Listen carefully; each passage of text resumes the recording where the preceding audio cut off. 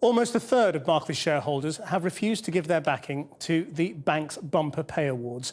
An apology from the bank's chairman for failing to communicate sooner the level of the awards failed to quell the mood of anger at the annual shareholder meeting in London. But despite the revolt, the bank's chief executive, Bob Diamond, will still get a package worth over £20 million. Here's our business correspondent, Sarah Smith. Where there are bankers these days, there are protesters. Today it's greedy eagles in Barclays blue.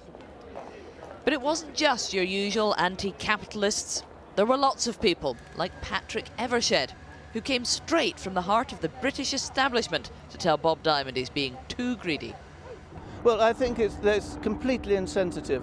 We're having the worst recession we've had in peacetime. There's an enormous amount of suffering going along. We've all in it together, as George Osborne said. We've all got to work together, but this becomes completely impossible if a few bankers who are already extremely well paid get excessively large bonuses.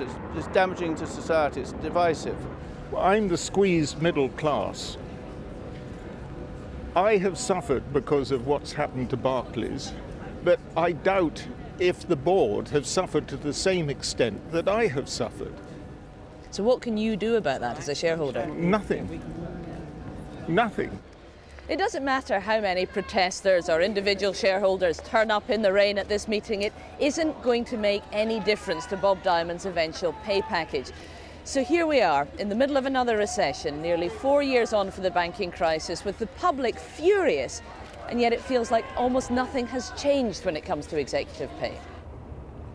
Inside the hall, the festivities produced a very substantial shareholder revolt. Nearly 1/3 failed to support the huge pay deals.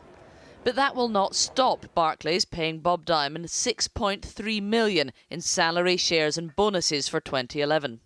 Add in £12.6 million in shares awarded in previous years, plus £5.7 million to cover taxes incurred when he moved here from America, and that's a total of £24.6 million. But 2011 was not a sparkling year for Barclays.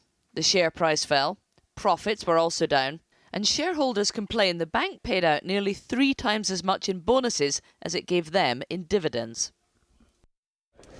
Now, we weren't allowed to take our camera into the meeting, but I was in there to hear a lot of outraged shareholders complaining that Barclays Bank is being brought into disrepute by these high pay deals and accusing the management of running the bank just to enrich themselves rather than the interests of those shareholders. So these angry individual investors just couldn't make Barclays listen to them today. Not while the big corporate investors keep voting with the bosses. The government won't legislate to curb executive pay, but they are still promising to give shareholders more power to help them hold companies to account. Sarah Smith.